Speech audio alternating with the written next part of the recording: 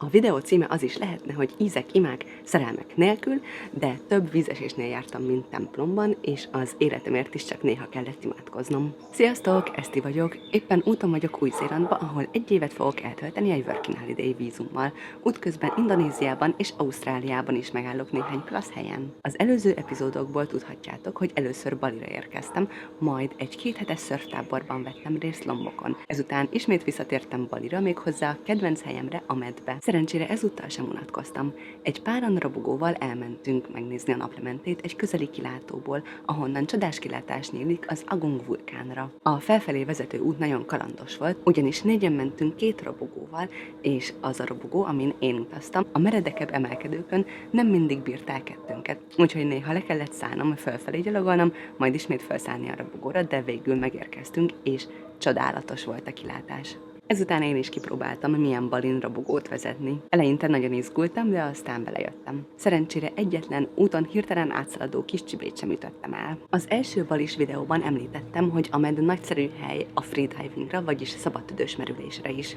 Tavaly én is beleszerettem ebbe a sportba az egyiptomi nyaralásom alatt. Úgy döntöttem, hogy kihasználom ezt a remek lehetőséget, és megpróbálom befejezni a tavaly elkezdett tanfolyamot. A freediving, vagyis szabadtüdős merülés arról szól, hogy az ember egyetlen levegővétellel merül a víz alá, és ott lényegében olyan sokáig marad, amilyen sokáig csak tud, vagy olyan mélyre merül, amilyen mélyre csak tud, vagy szeretne. Ez sokszor hosszú perceket, illetve 40-50, de akár 60-80, sőt, akár 100 méteres mélységeket is jelent. Persze ezeket a 80-100 méteres mélységeket csak a top sportemberek érik el, azok, akik profi szinten voltak éppen teljes állásban a merüléssel foglalkoznak. Sokakban joggal felmerülhet a kérdés, hogy mégis miért csinálná ezt magával bárki, meg akarnak fulladni ezek az emberek? Természetesen senki nem akar megfulladni, a freedivingban viszont van valami különleges, valami olyan, amit más sportok kapcsán az ember nem nagyon érez át, valami különösen békés és megnyugtató. Hatalmas szintű relaxáció, sok ellazulás és meditáció szükséges hozzá,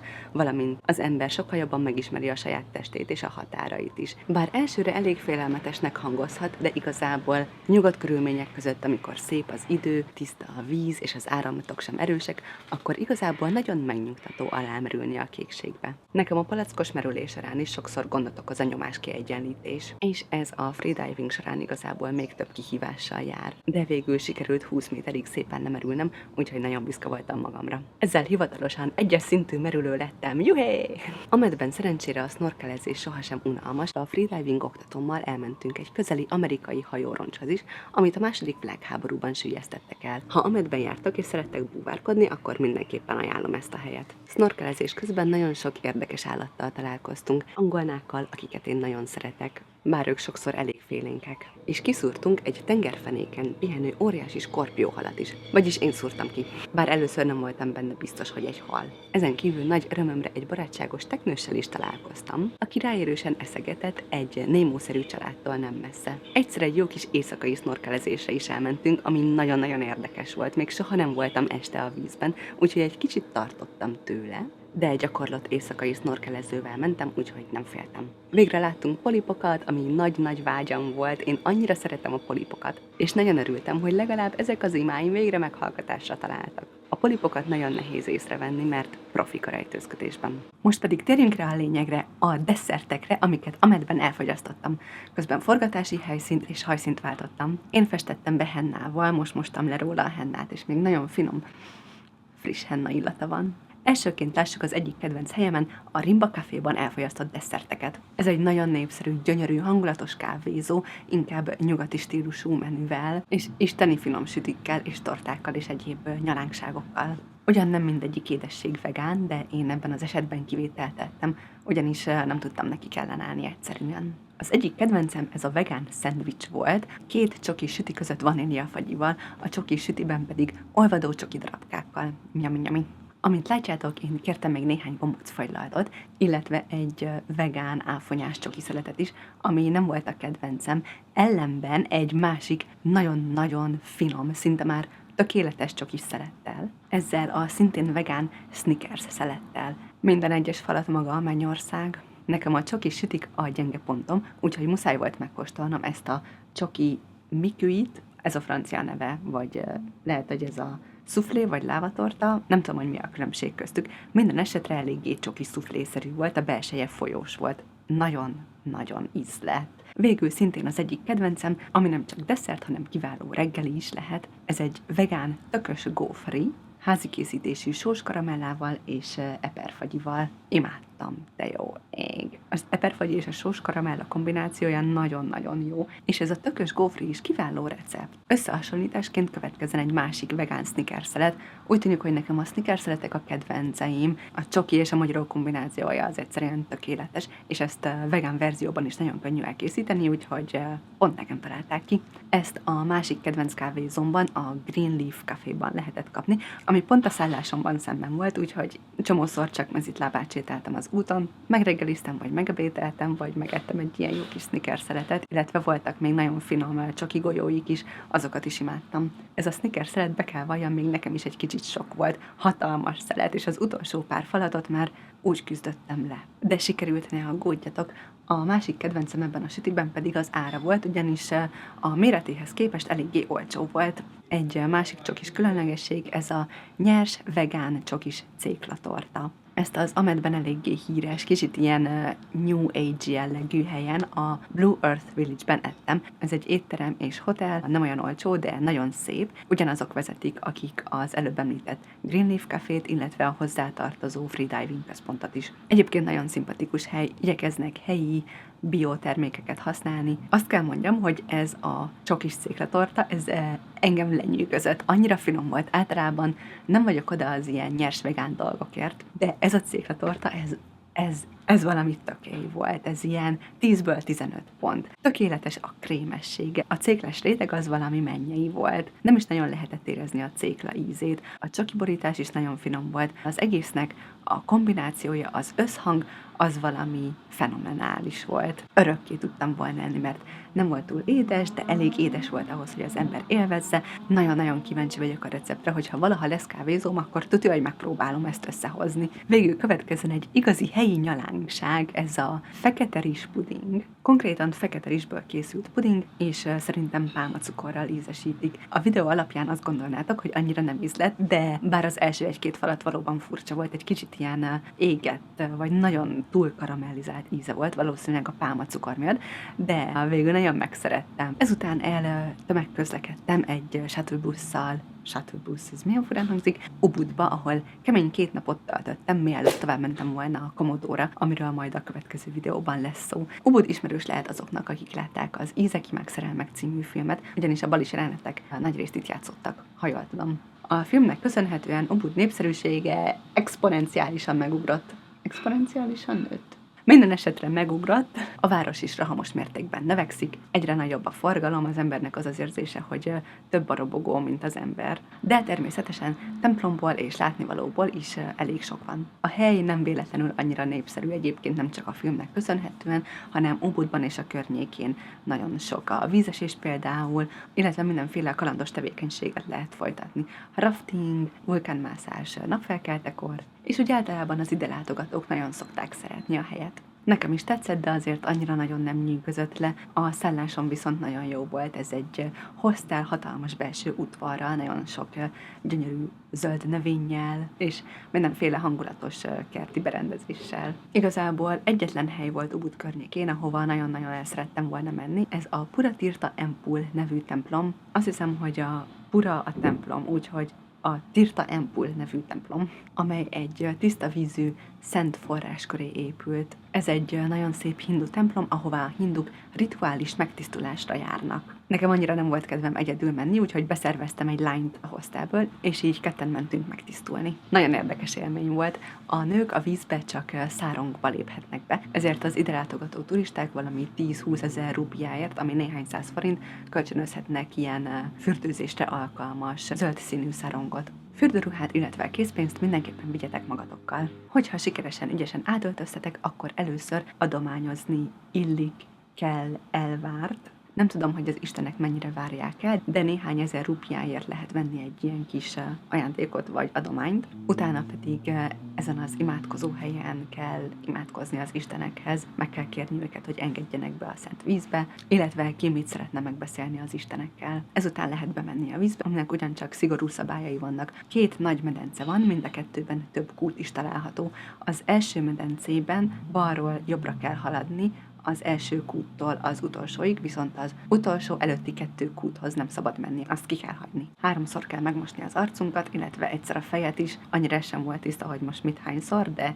3-szor arcmosás, és ezt minden egyes kútnál megismételni. A második medencében is több kút van, de csak a legelső kúthoz szabad menni, és az istenektől itt mindenféle jót lehet kérni, bármit kérhetsz, és a kéréseidet az istenek majd szépen teljesítik. Az első medencében lévő kutaknak is megvan a maguk jelentése, de ezt nem értettem pontosan, majd hogyha ehhez a templomhoz el szeretnétek látogatni, akkor meleg szívvel ajánlom, hogy egy túravezetővel menjetek, vagy részletesen faggassatok ki valakit. Minden esetre az egyik kút a rossz álmok ellen való, illetve van egy kút a rossz karma ellen is, úgyhogy ezzel a templommal csak jól lehet járni. A végére mind a ketten megtisztultunk. Egyébként érdemes korán menni, 7-kor vagy 8-kor nyitnak, mert utána érkezik a tömeg, és akkor nagyon-nagyon sokat kell várni a kutak előtt meg a medencében, aminek egyébként nyilván annyira nem meleg a víze, sőt kifejezetten hideg, de Baliról van szó, úgyhogy azért meg lehet szokni. Ezt a templomot leszámítva a kedvenc helyem egy önkiszolgáló vegán étterem volt, amit a Google Maps-en szúrtam ki teljesen véletlenül, de nem volt olyan könnyű eltalálni.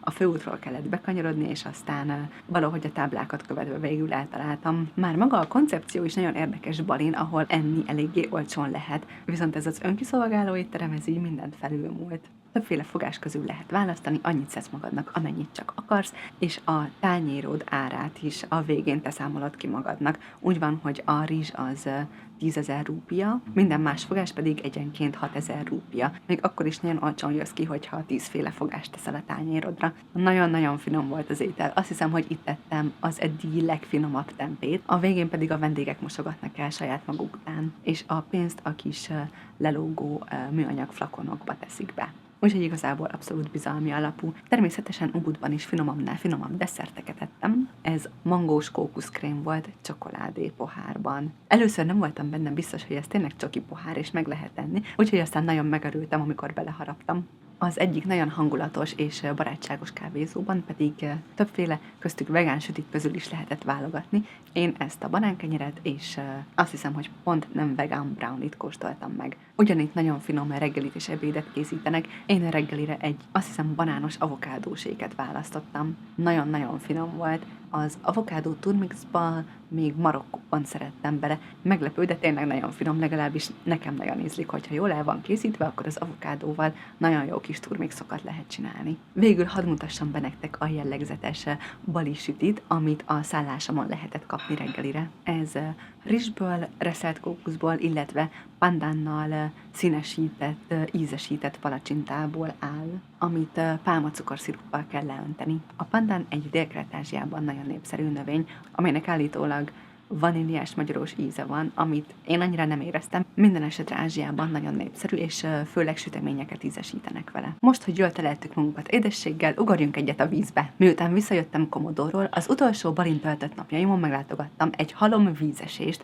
Bali északi és középső részén a hegyekben. Az első állomás az Aling Aling nevű hely volt. Itt 2 éjszakát töltöttem, és igazából azért jöttem ide, mert korábban Instagramon láttam egy ismerősömnél, ahogy beleugrik egy nagy szikláról a vízbe, és annyira tetszett, hogy mondom, ide muszáj eljönnöm nekem is. A vízeséseket egy Ahmedben megismert, nagyon kedves ausztrál utazó segített felfedezni, aki már korábban több időt töltött ezen a környéken, úgyhogy jobban kiismeri magát, mint én. Nekem nagyon-nagyon tetszett az alingalingi szállásom, hatalmas ággyal, amiből közvetlen kilátás nyílt a teraszon át az elterülő, gyönyörű zöld tájra, barátságos tehenekkel. Azt tudni kell a vízesésekről, hogy a legtöbbjükhöz, ha nem mindhez belépőt kell fizetni. Ez általában nem túl sok pénz, nagyjából 20 és 50 ezer rúpia között szokott változni, ez néhány száz, maximum 1000 forint. Az első vízesés, amit meglátogattunk Alingaling környezetében, az a Jambong nevű vízesés volt. Amikor mi mentünk, akkor rajtunk kívül nem volt senki, úgyhogy nagyon élveztük. Amire figyeljetek, hogy az utak nagyon csúszósak, úgyhogy mindenképpen jó túracipőben menjetek, és nagyon-nagyon figyeljetek, hogy merre léptek. Másnap az Aling-Aling vízesés komplexumot látogattuk meg. Ez egy hatalmas kalandpark, ahová nem csak, hogy belépőt kell fizetni, hanem túravezetőt is kell bérelni. Háromféle útvonal közül lehet választani, van a rövid, a közepes és a hosszú. Mi a közepes túrán vettünk részt. Az első állomás maga az Aling-Aling vízesés volt. Útközben megkóstoltunk egy érett kakaót is, de nem magát a kakaóbabot, amit megpörkölnek és amiből kakaót készítenek, hanem a magokat körbevevő lédús, édes húsit szopogattuk le a magokról. Ezután eljutottunk a vízesésekhez, és nem győzem hangsúlyozni, hogy nagyon-nagyon csúsznak az utak, úgyhogy ha Balin vízeséseket látogattok, akkor nagyon figyeljetek, nehogy elcsúszatok. Itt különböző magasságokról lehet leugrani, olyan kb. 6, 9 és 14 méterről, hogyha jól emlékszem. Én leugrottam a 6 és a 9 méteres szikláról is, viszont a 14 méteres ugratóról, ami miatt erre a helyre eljöttem, na hát onnan nem mertem leugrani. Egyszerűen ott álltam legalább 10 percig, vagy lehet, hogy még több volt, és próbáltam összeszedni a bátorságomat, de egyszerűen annyira nem vonzott az a mélység, lenéztem, és csak arra tudtam gondolni, hogy hát én ezt nem akarom, mégis ki a fene akarna ide leugrani, úgyhogy végül annak ellenére, hogy ezt vártam már, amióta megláttam Instagramon, még mindig nem bánom, hogy nem ugrottam le. Ezen kívül nem csak ugrani lehet a vízesésekbe, hanem van egy-két természetes csúszda, ahol le lehet csúszni, és ez nagyon izgalmas, de egyben egy kicsit veszélyes is, csak mentőmellénnyel szabad lecsúszni, illetve csak a túravezetők társaságában, így a nyakatoknál, a mellénynél fogva megfognak, és ők eresztenek bele, úgyhogy biztosra mennek, hogy mindenki biztonságosan lecsúszson. És a mentőmellényre tényleg szükség van, mert a vízesésnek akkora ereje van, hogyha ott lecsúszol, akkor egyszerűen így leszippant, és mentőmellény nélkül nem biztos, hogy az ember időben fel tud bukkanni. Aling-Aling közelében egyébként van egy étterem, és valószínűleg szálláshely is, amit meleg szívvel ajánlok, mert az éttermi részéből a kilátás valami pazar. A helyet úgy hívják, hogy Shanti. Nekem még a neve is nagyon tetszik, tök cuki. Az utolsó 2 napot Bali középső részén a hegyekben, Mundukban töltöttük, ahová elég kalandos úton jutottam el. Az utazótársam robogójára már nem fértem fel, viszont a taxi nagyon drága lett volna. 400 000 rupiáért, azaz 8700 forintért tudtak volna fuvart leszervezni, amit én nagyon drágának tartottam. Most így belegondolva 8700 forint valóban nem sok, de ez Balin azért eléggé soknak számít. És már amúgy is annyi pénzt elköltöttem taxikra, hogy ezt a 400 000 rupiát, ezt már valamiért tényleg sok hallottam. Ráadásul nem egy hosszú autóútról volt szó. Ezért úgy gondoltam, hogy a fuvarkereső appokon, Grabben, illetve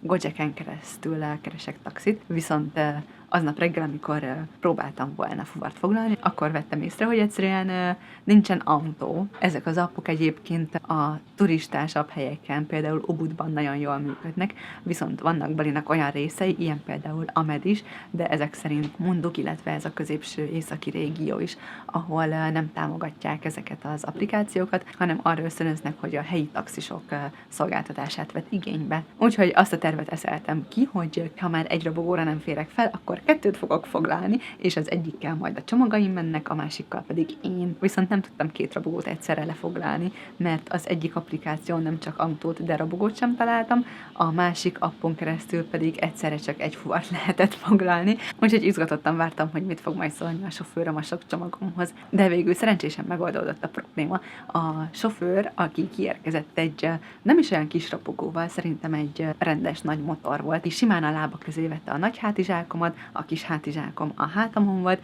és még volt egy kisebb ilyen vászontáskám, amit 2 között fogtam, és akkor így utaztunk, csomag, sofőr, csomag, én, csomag. De viszonylag kényelmes volt, és a meglepően kanyargós és nagyon meredek hegyi utakon végül eljutottunk a szállásig. Néha azért kicsit tartottam tőle, hogy a motor nem bír el mindannyiunkat, mert sokkal meredekebb volt az út, mint amire számítottam. Egy ponton azt hittem, hogy már soha nem lesz vége az emelkedőnek, ráadásul a szél is fújt, az idő sem volt a legjobb, úgyhogy viszont baromi olcsón megúsztam az utat, úgyhogy nagyon örültem neki. A munduki szállás nagyon jó helyen volt, pont egy vízeséssel szemben, úgyhogy a szabadtereszáról pont lehetett látni a vízesést. Az egyetlen hátránya, hogy nagyon párás volt a levegő, és a ruháim nemhogy nem száradtak meg, hanem volt olyan ruhadarabom, ami 2 nappal azután, hogy felakasztottam száradni, csak még nedvesebb lett. Ennek a szállásnak a közelében van egy túraútvonal, amely több vízeséshez is elvezet. Ugyan mindegyikhez külön belépőt kell fizetni.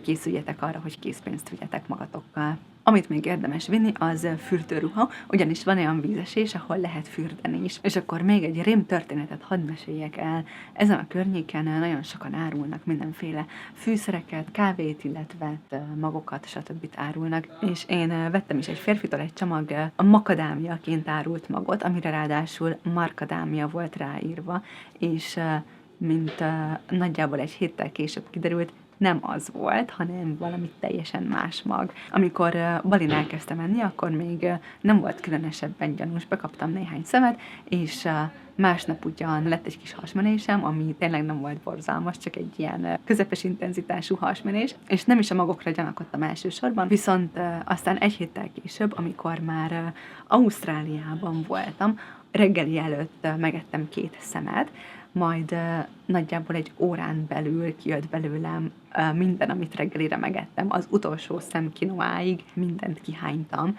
és ezután teljesen véletlenül jöttem rá, hogy a magok, amiket ettem, az nem makadámia volt, hanem egy angolul candlenut, magyarul pedig banhulfának nevezett növénynek a magjai, ami egyébként a makadámia rokona. A candlenut szó szerint gyertyadiót jelent, ugyanis ennek a diónak nagyon magas az olajtartalma, és ha meggyújtják, akkor gyertyaként ég. Viszont amitől hányást és hasmenést okoz, az a magokban található toxinok, amelyek hevítés hatására elbomlanak, úgyhogy elvileg főzés vagy pörkölés után meg lehet őket enni, és nem okoznak problémát, és Dél-Kelet-Ázsiában nagyon sok ételbe bele is teszik, illetve előszeretettel fogyasztják. Én viszont így valószínűleg nyers magokat ettem, amelyek mérgezőek, úgyhogy erre nagyon-nagyon figyeljetek, hogyha Dél-Kelet-Ázsiában jártok, hogy ne egyetek semmi olyat, amire candlenut van írva, illetve makadámia diót se akarjatok itt venni, mert sosem lehet tudni. Az utolsó hely, amit meglátogattunk, az volt a kedvenc helyem, nem csak nekem, hanem az ausztrál utazótársamnak is. Ez a hely maga volt a paradicsom. Ehhez foghatót szerintem csak Izlandon láttam. A videó és a képek közel sem adják vissza, hogy mennyire szép volt ez a hely. A pontos nevét megtalálhatjátok a videó alatt a leírásban. Ha Balira mentek és van lehetőségetek, akkor mindenképpen látogassatok el ide. 3 vízesés található egymás mellett, és mind a 3 különböző, de mindegyik nagyon gyönyörű. Itt már felkészültem voltam, és vittem magammal fürdőruhát, illetve törölközőt is, úgyhogy végre meg tudtam fürdeni én is. Hogy itt sem maradjatok éhen, meleg szívvel ajánlok itt is egy nagyon-nagyon jó éttermet, ami közvetlenül a szállásunk mellett volt, és egyébként ez nem csak étterem, hanem egy ilyen szálló, viszont sajnos túl drága volt ahhoz, hogy itt szálljunk meg. Nagyon finomak voltak az ételek, minden, amit kipróbáltunk, és nagyon jó a vegetáriánus, illetve a vegán választék is. Ezen kívül nem csak finomak, hanem nagyon egészségesek is a fogások, úgyhogy ha erre jártok, akkor mindenképpen gyertek be ide. Az ausztrál utazótársam azt mondta, hogy a palacsinta, amit evett reggelire, az egyik legjobb volt, amit életében evett.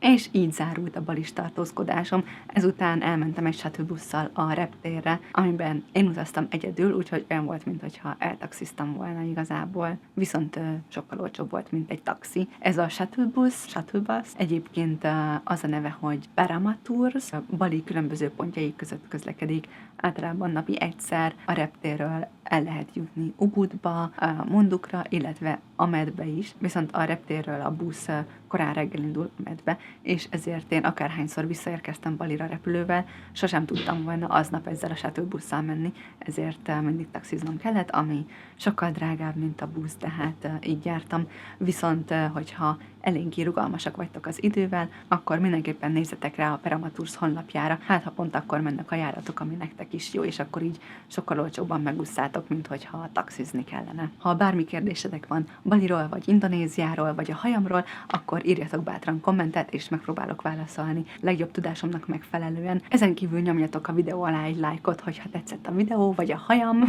és iratkozzatok fel a csatornára, hogy ne maradjatok le a következő videóról, amiben Komodóról lesz szó. tó, illetve Flores-sziget egyéb látnivalóiról. Úgyhogy, ha kíváncsiak vagytok a sárkányokra és egyéb különleges élőlényekre, amelyekkel a Nemzeti Parkban találkoztam, akkor iratkozzatok fel a csatornára, erre az ikonra kattintva, vagy a feliratkozás gombra. Nekem hatalmas segítséget jelent minden egyes feliratkozó, úgyhogy légy szíves, ne felejtsetek el feliratkozni. Illetve bátran írjátok meg kommentben, hogy ti melyik édességet próbálnátok ki a legszívesebben, és hogy lemertetek-e volna ugrani a 14 méteres szikláról, vagy sem. Köszönöm szépen, hogy velem tartottatok, várlak szeretettel a következő videóban. Sziasztok!